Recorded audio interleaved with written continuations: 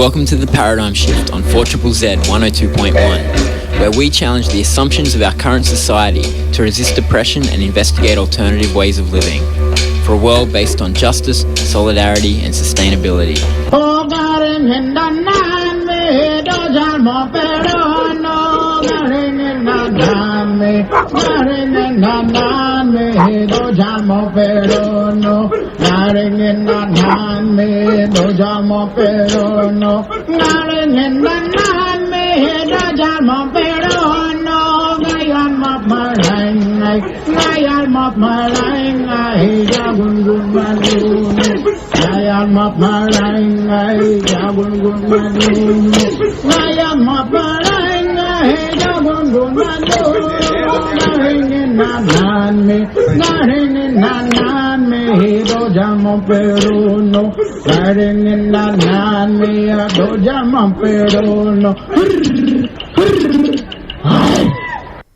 Welcome to the Paradigm Shift on 4ZZZ 102.1 FM. It is your local community radio station. My name is Andy and I will be with you for the next hour, broadcasting on Yaga and Turrbal country. And today on the show, we are going to be hearing from a few different people who were down in Canberra this last week. There's been a lot happening in Canberra. Of course, the new government was installed and all of that. But we're not going to be talking so much about that, because what we're going to be hearing about is the Palestine Convergence in Canberra, where people from across this country who are concerned with what is happening in Palestine, pretty horrific things that we are seeing with people starving to death and often being mass killed when they come to try to get food from the few aid trucks that are being let in there, with most aid trucks sitting full of food, not able to cross the border into Gaza, blocked by Israel. And so it's pretty horrendous things, and people across Australia have seen this and they want to do something about it, and so they've gone down to Canberra for the first sitting week of the new government and the new parliament, and they have gone down to try to get noticed and try to talk about Palestine and, of course, one of the most pressing issues facing our world at this time. And so we will hear from Remah Naji, who was part of organising that convergence, and then we'll hear from a couple of people who were part of separate to the official convergence. There were autonomous groups who came to take actions in different ways. We'll hear from Juliet Lamont, who went on the roof of EOS, Electro-Optic Systems, a weapons manufacturer they're building in Canberra. She was amongst a group of people who got up and occupied that roof to shut down that facility for a day. And we also will hear from Cate Adams, who wanted to visually depict what is the current outcomes of Australia's subservience to US when it comes to foreign policy. And so Cate and a friend painted the Australia-US monument there red, and so we'll hear from her about why she did that. Of course, it's been going for a long time, many decades of people doing Palestine solidarity in Australia, but especially ramped up after October 2023. An incredible effort, and it's hard to try to work out what can be done when things seem to be only getting worse in Gaza, and also when there are those in Australia who do have some responsibility, governments, weapons companies, they just seem to be so keen to deflect any kind of criticism or any responsibility.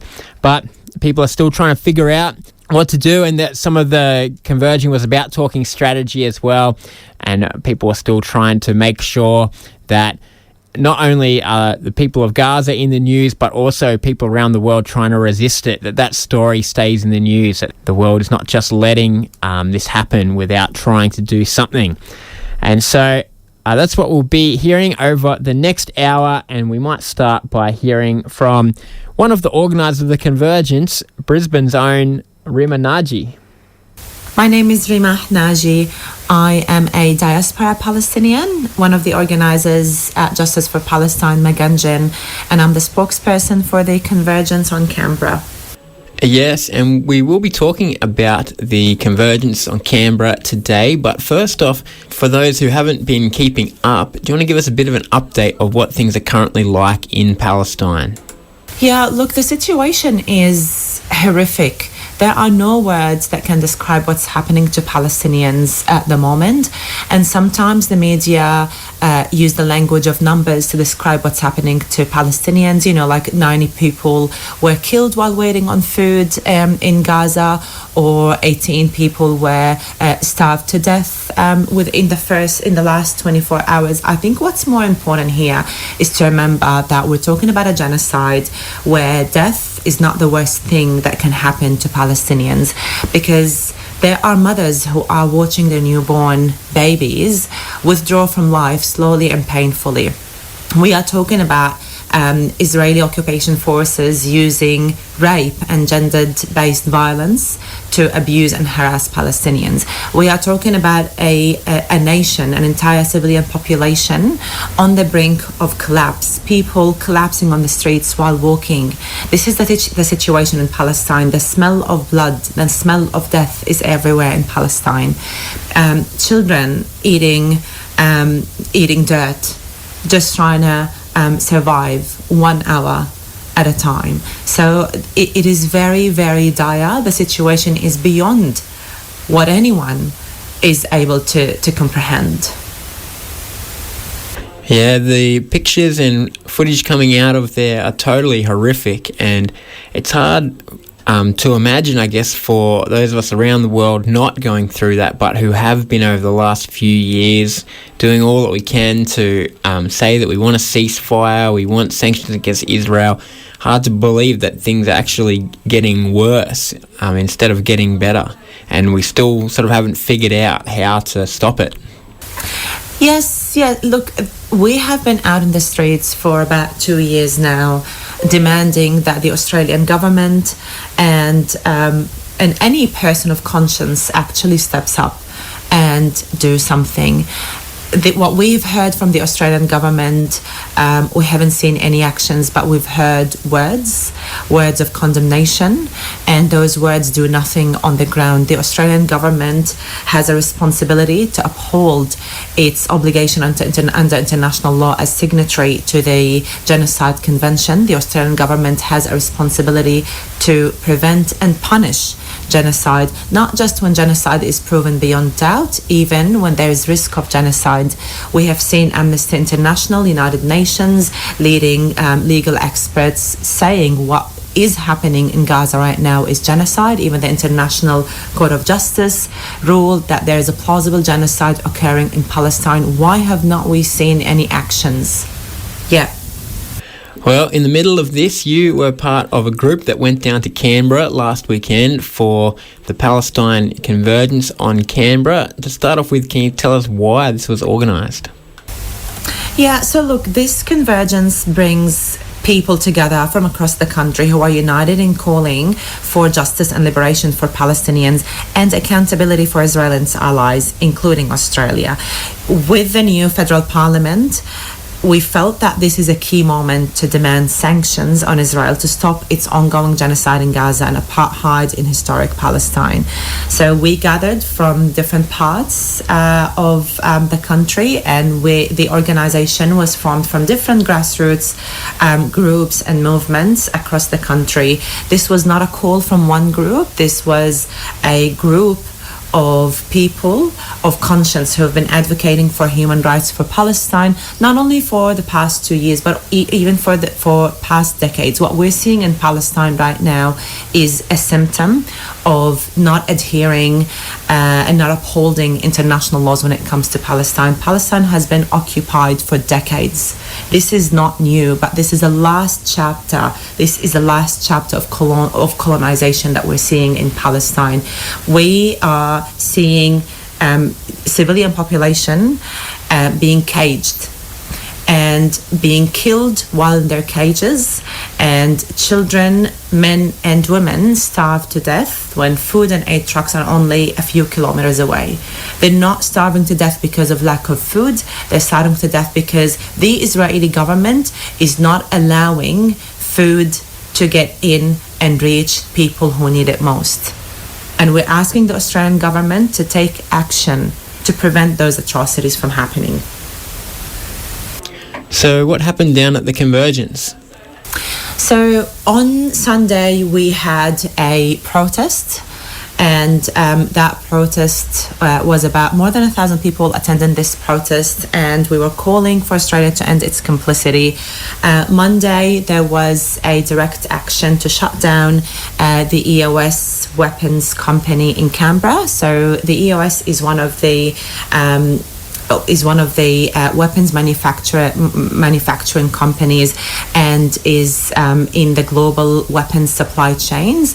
It is one of the companies supplying weapons parts directly to Israel as it carries out a genocide. And there was a group of people who, what I can describe as occupied the facility of the EOS, and they were on the roof of that facility for nearly 6 hours, and accompanying this occupation was a group of people protesting in front of the EOS, demanding for Australia to end its complicity. Now, Australia continues to invest in and help arm and legitimize the Israeli regime.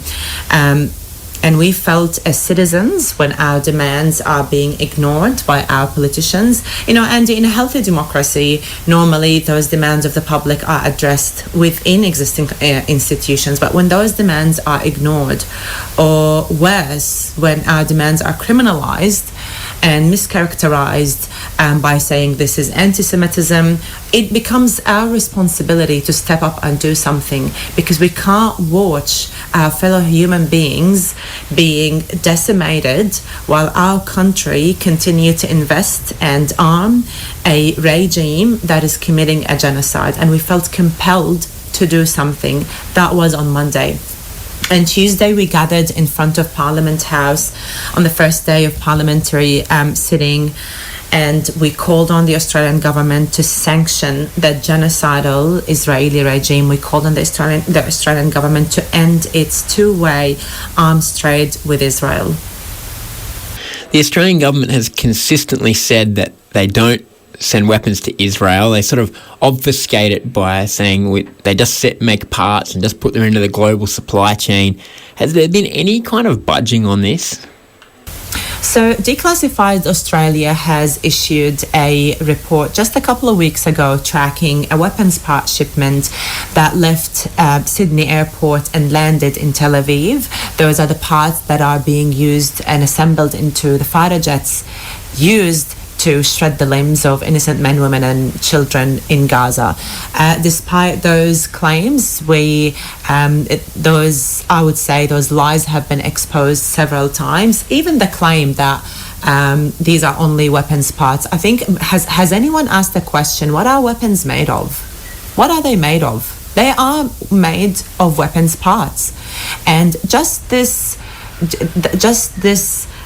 saying that we only supply parts and they don't go directly to Israel, which is a lie. But even if I'm going to take this claim, well, this is us admitting that we are providing weapons parts to be used by the Israeli occupation forces in its genocide against Gazans and Palestinians. So we will not accept that Australia has no role in this live stream genocide. Australia, along with its allies, along with the US, European countries, are not only complicit in this genocide. I believe that complicit is not the right word to describe what's our role in this live stream genocide. Australia is enabling, Australia is sustaining and protecting the machinery of genocide. And those playing with words and semantics is not going to make us avoid this responsibility. We need to confront this, and we need, as a nation, we need to demand better from our politicians. Our politicians are public servants, and first and foremost, they answer to the public. However, we have seen many human rights advocates emailing our politicians and local MPs about Palestine, and those emails have been ignored. We believe that as a public, we demand better, and we deserve better from our elected reps. We did have Anthony Albanese this week describing Israel's blockade of Gaza as completely indefensible, which I think we can all agree on. But what is it that we want the Australian government to be doing in this situation? Yeah, look, I said it before. This statement does nothing. Anthony Albanese, our Prime Minister, has not said anything new. And what we demand from the Australian government is to take concrete action and abide by its legal obligation. What we demand is a two-way arms embargo on Israel. We demand to sanction Israeli officials and institutions, as well as country-level sanctions restricting all trade in arms, including weapons, ammunition, military vehicles and equipment, as well as materials, spare parts and accessories, like the sanctions we have seen imposed on Russia in support of the Ukrainian people. And we also demand to end investments in companies complicit in illegal settlement and apartheid. This is what we demand. It is past time we acted upon our responsibility as signatories to the Genocide Convention. Words are not going to do anything. I think all of us can agree, as you said, Andy, what's happening in Palestine is indefensible. All of us can condemn, but we need better from our government. We need action. Those words are not going to do anything. And if all we can offer in the face of genocide is words, then we are enabling this genocide. If we are that concerned about human life and human rights as we claim, then we need to do something to uphold those human rights principles. Just finally, is there anything that came out of the Canberra Convergence that gives you hope going forward or gives you some kind of encouragement? Yeah, absolutely. Look, I think one of the most important things that happened at the Canberra Convergence, I think two things that I observed. Number one, people getting together from different parts of this country and standing in solidarity with the First Nations peoples of this country was a great show of solidarity. The fact that the group was able to stop there's like a gun celebration happening to announce the opening of Parliament. I believe that was the sound of subjugation, and the fact that we were able to confront this and stop it from happening is a huge show of our strength as people when we come together, because that was the sound of people, the sound of people power. And the even more important part of us coming together is those relationships that we formed are going to continue to organize together. So the Convergence was this was our very first action to do together as a collective, as a national collective. Surely it won't be last. All right, thanks very much, Remah. Thanks, Andy. Careful conceiving of the martyrs in the sky, because they're here living and breathing in your heart, up in your mind, not just basking in the light, on the path and in the fight, in the darkness, in the fire, in the spark that's in your eyes. I see them, I hear them in the laughter of your child, for real, and they fear them every march and every riot, every act of resistance, every part of the defiance, every activist, resistance fighter, artist and writer, every youth and every student of truth in every movement that the partisans and other intifadas inspired, every Bella Chow ever bellowed out of any pair of lips, every peace activist ever maligned as terrorists by these venomous, violent, malevolent tyrants. Free, free Palestine. Keep the struggle. We are with you always until Palestine is free. On the Paradigm Shift on 4ZZZ. Hey, some of you long-term 4ZZZ listeners might recognise that voice. That is Surya McEwen, who at one point was a part of a group called Grassroots Street Orchestra here in Magunji in Brisbane. And that is him doing a poem on top of the roof of Electro-Optic Systems this week. He was up on there trying to disrupt that weapons company, which is still selling weapons to Israel despite everything that we see, that we know they're being used for.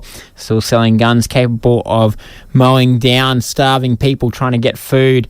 For most of the show so far, we have been listening to Remah Naji talk about the Canberra Convergence for Palestine that has just happened, and that is the subject of our show today. somebody else, as well as Remah and Surya, who was down there in Canberra and who did also get up on the roof of Electro-Optic Systems, was Juliet Lamont. And I spoke to Juliet about the action. But first, let's get a bit of a vibe. This is from the live video that was recorded that morning and put up on social media, and then we'll hear from Juliet. Good morning, comrades. As you can see, we are up on this roof in solidarity with Palestine Action, who have recently been declared a terrorist group by the UK. This is an absolute shame. It is not an act of terrorism to make an attempt to stop a genocide.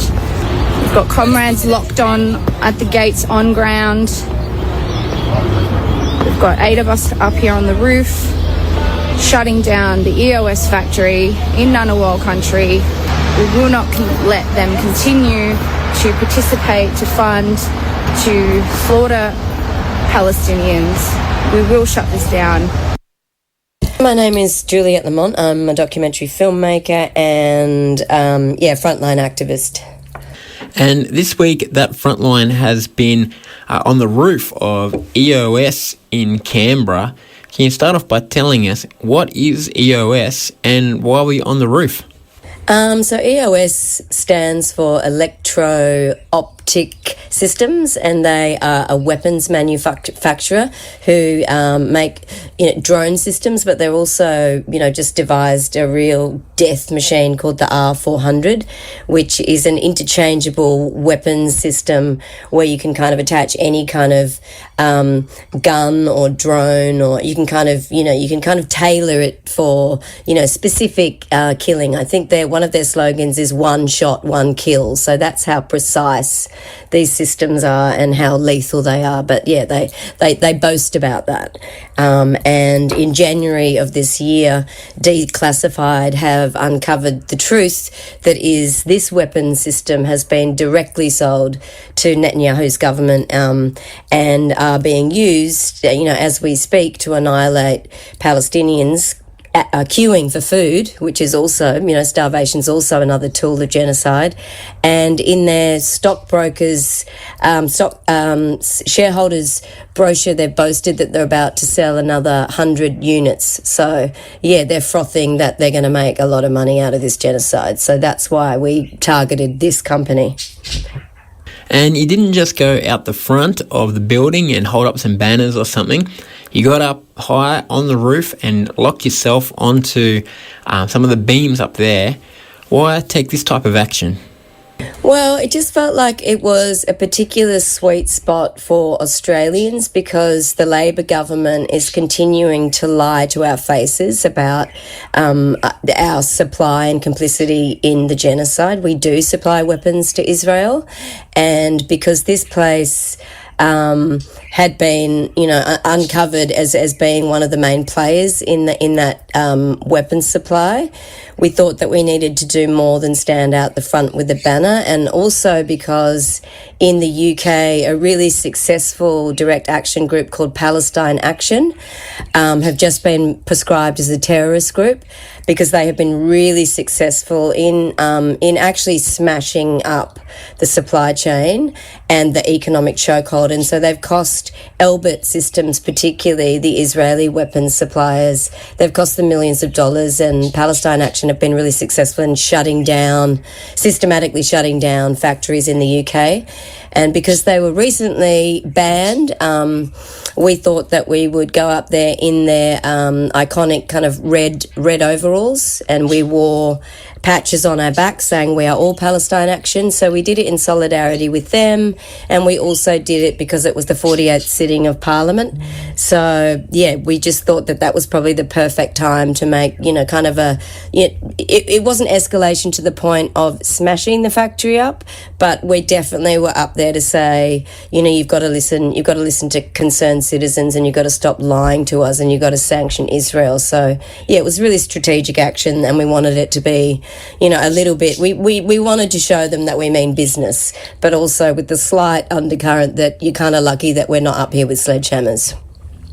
Yeah, a notable part of the action was that you're wearing those red overalls in solidarity with Palestine Action.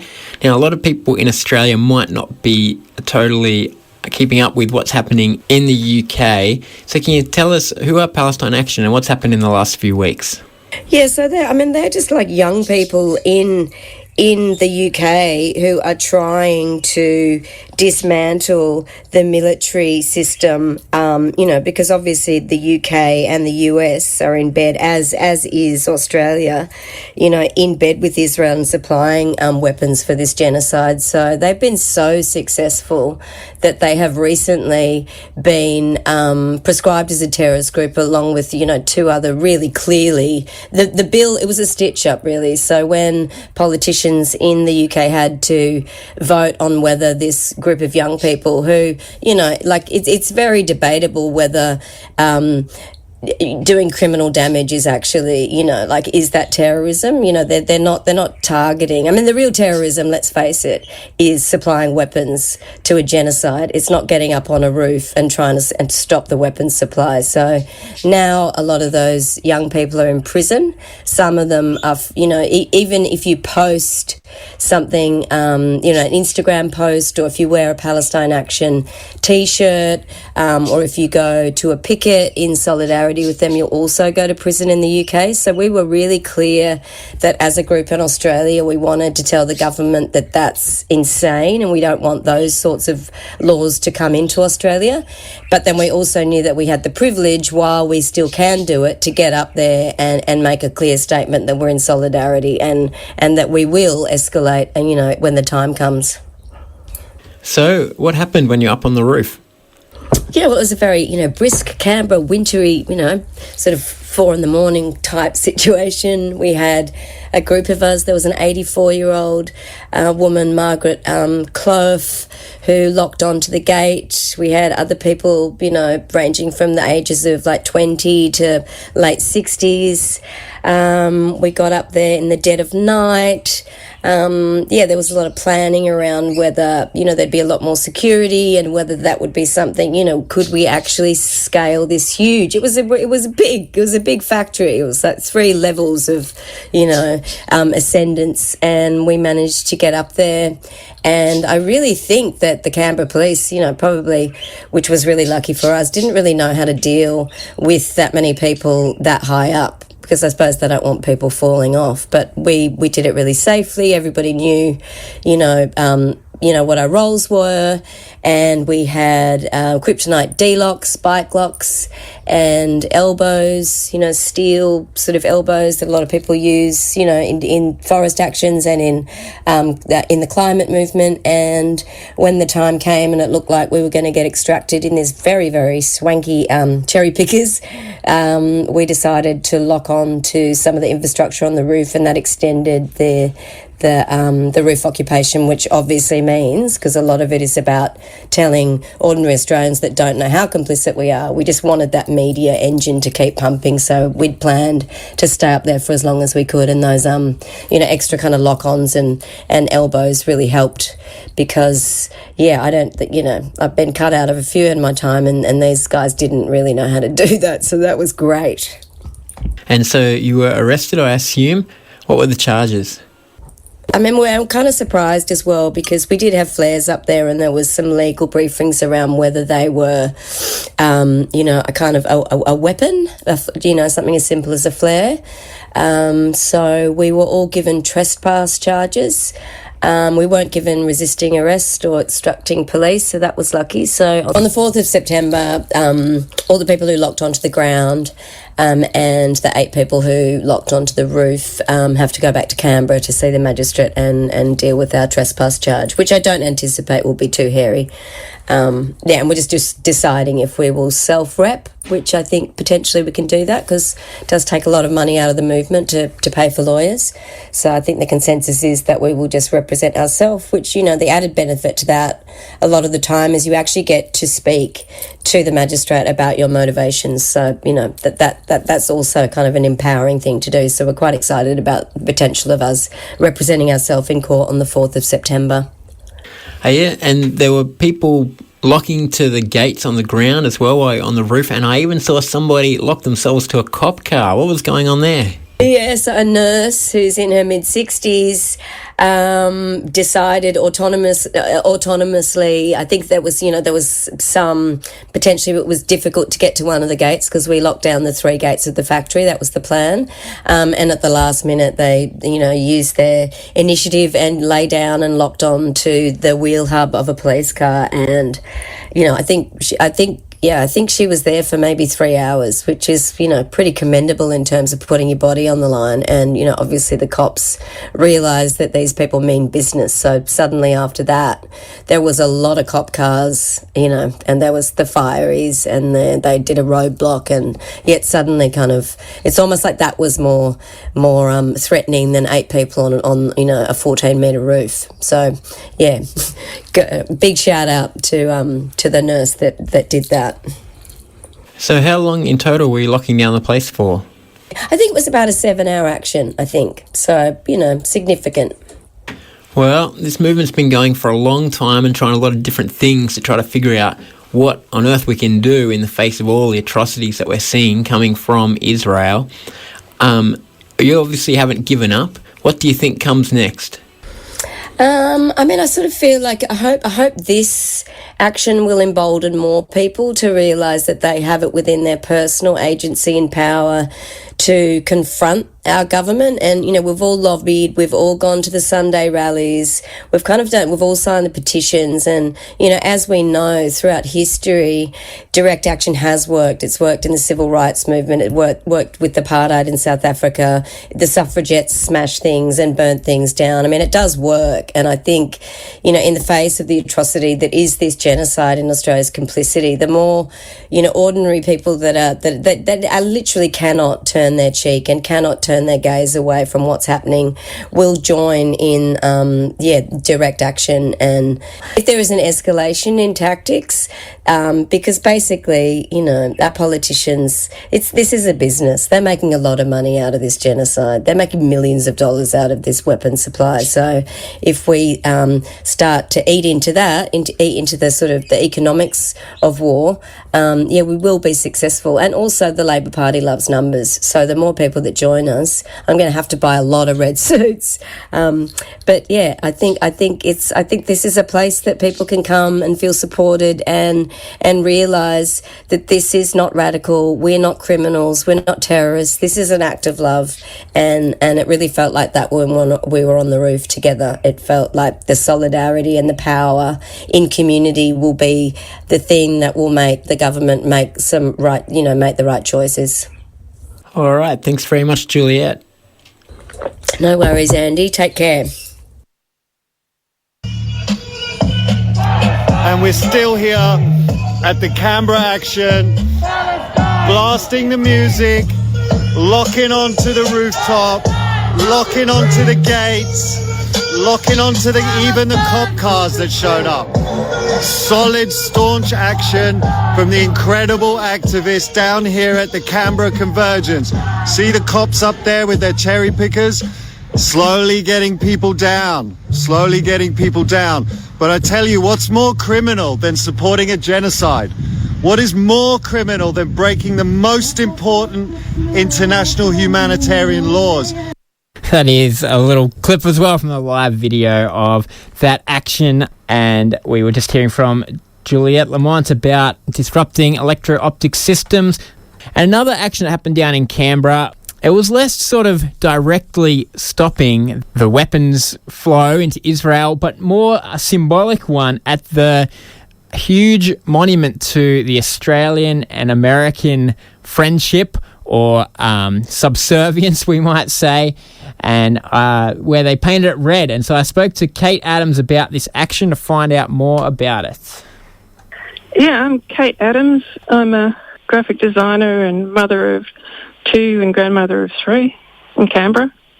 And this week you have been at the Canberra Palestine Convergence, and we'll hear more about what you got up to. But I guess to start off with, as a Canberra resident, unlike the other people I'm speaking to on the show today who are there, what does it mean, I guess, to have other people coming from around the country to do actions there where, Parliament is and all of that. What does it mean for Canberra residents?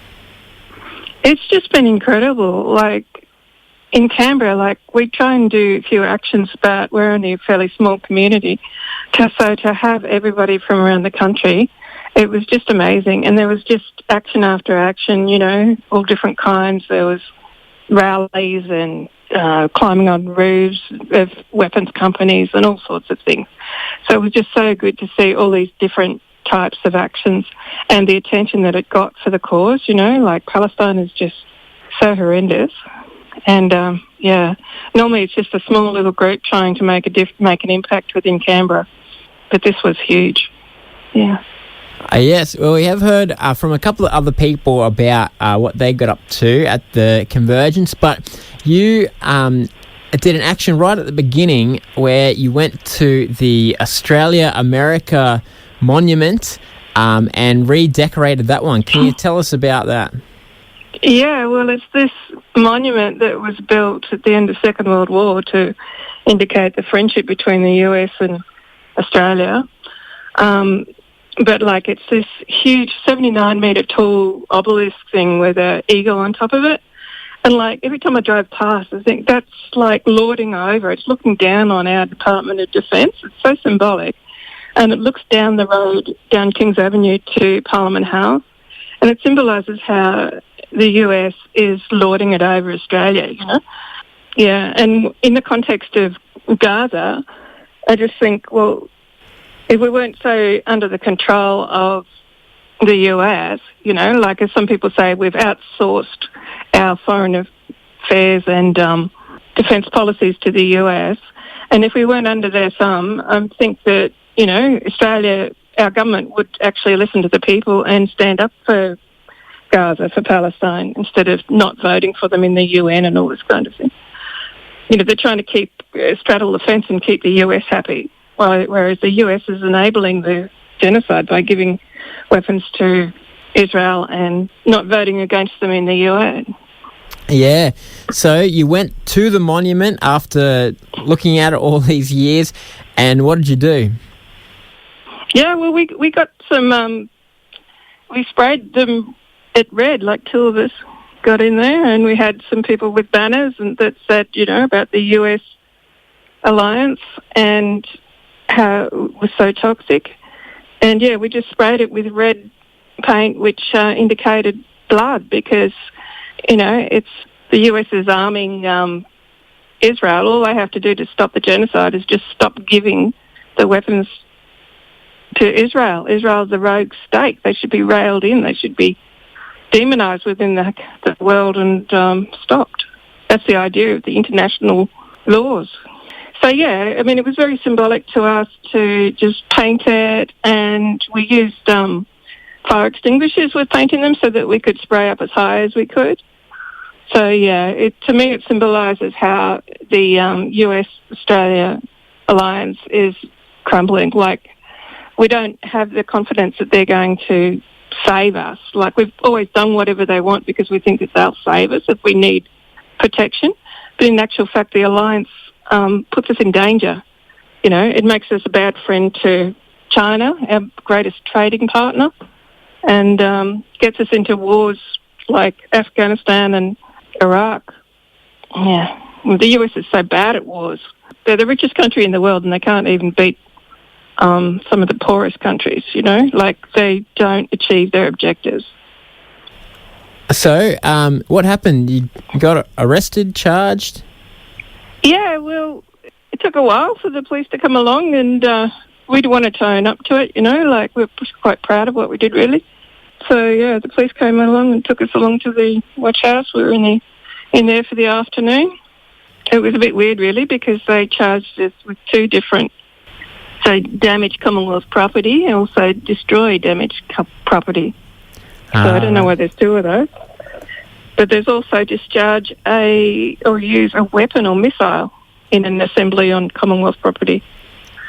Wow, the fire extinguisher. So I think that's just a punitive thing like that's just ridiculous. I mean, that's amazing. The Australian government says so much about how they don't send any weapons to Israel because they're only making parts, but they're happy to call a fire extinguisher a weapon when it suits them. Oh, yeah, that's true. That's so ironic, yeah. So, yeah, like, we can't plead guilty to that. Okay, well, thanks very much, Kate. Thanks, Andy. We were hearing from Cate Adams, who did paint red at least a part of the Australia-US monument in Canberra. As she mentioned, it is 75 metres tall, so even with a fire extinguisher, you can't get up too high trying to get the paint. But they did a very good job. They painted it pretty red. And, of course, a symbol not just of the US's role in this particular slaughter, but over the years, the way Australia has followed the US blindly into disastrous wars or failed to stand up against it when the US has supported disastrous wars and terrible regimes. And so we do need a more independent foreign policy. Wouldn't it be good if we could be proud of Australia standing up for smaller nations with a conscience on the global scale rather than sort of being America's lackey in the United Nations and when it comes to conflicts around the world. And so that's on all of us. We can try to make that happen. Of course, it's hard. These political games that happen at a high level, I think even people in the Labor Party, they go in with high hopes and then you get the talk from your US minders about what you'll be doing and then they go quiet. But that's why those of us who can speak out, we should, and we should try to shape our country's politics in a way that reflects who we want to be as people, as a nation, and as a global citizen. And so we'll keep going. It's great to hear stories of people in Canberra standing up, taking action, being creative, being courageous and collective as well, working together. And it's happening all the time, everywhere. People congregating to try to figure out how we can make this world a bit of a better place. So I do hope you get out there to some of the local events. Of course, Justice for Palestine, Convergence has plenty of events always going on. And I'll be back on the Paradigm Shift next week, of course, with more stories of people trying to create a better world in our neighbourhoods and in our nation. I'll see you next week.